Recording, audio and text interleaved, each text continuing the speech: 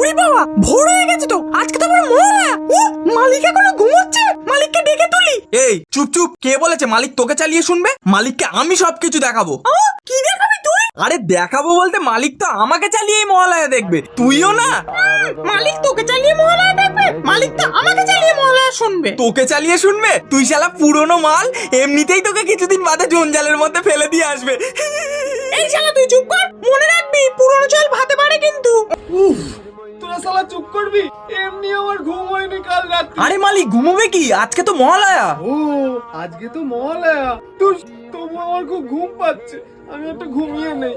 ভোর হয়ে গেছে, ওঠ, আজকে তো মহালয়া। জানোয়ার, আজকে মহালয়া, তুই এখনো পড়ে পড়ে ঘুমোচ্ছিস। আরে মা, এখন 5G যুগ। তুমি যাও তো, আমি ভোর 8টার সময় দেখে নেবো কোন। জানোয়ার, তোর 8টার সময় ভোর হচ্ছে এখন। এখানেই তো আসল মহিষাসুর বধ হচ্ছে।